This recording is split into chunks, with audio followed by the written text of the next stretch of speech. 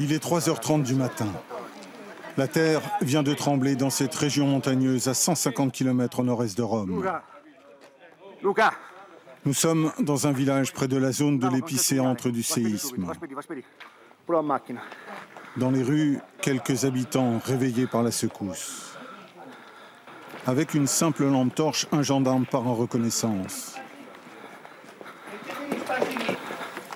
Oh mon Dieu, dit-il. Au détour d'une rue, il découvre l'ampleur du désastre. La plupart des maisons sont totalement effondrées. On n'entend aucun cri. Un peu plus haut, il passe sans même la voir devant une voiture, complètement recouverte de débris. Ce sont en fait plusieurs villages qui ont été durement touchés. Quand le jour se lève, des dizaines de bénévoles fouillent les décombres à main nue. À ce moment-là, il n'y a quasiment aucun secours. Les habitants se débrouillent tout seuls. Un peu plus loin, une femme en robe de chambre appelle l'un de ses proches. Les gens s'entraident. Ils font face. Moi, j'ai réussi à sortir par la fenêtre, dit cet homme. Il serre ensuite dans ses bras une de ses proches. Parfois, un miracle a lieu.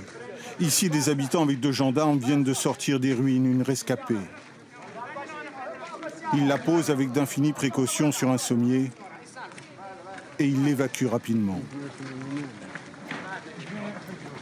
Quelques heures plus tard, les premiers secours arrivent. Ils vont découvrir une situation d'extrême urgence.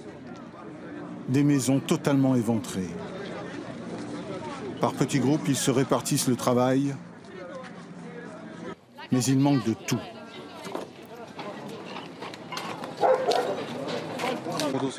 Nous avons besoin de tronçonneuses, dit ce secouriste, de pinces coupantes, de pelleteuses. Ici, il y a encore au moins 70 personnes coincées dessous.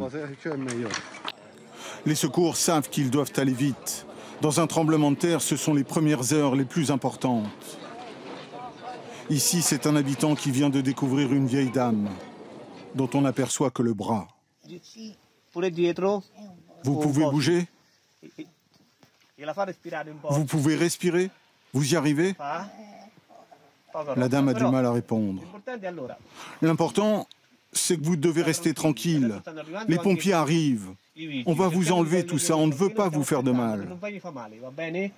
Et l'homme va continuer de la réconforter pendant plusieurs minutes. Pour le moment, on ne sait pas si cette femme a pu être dégagée.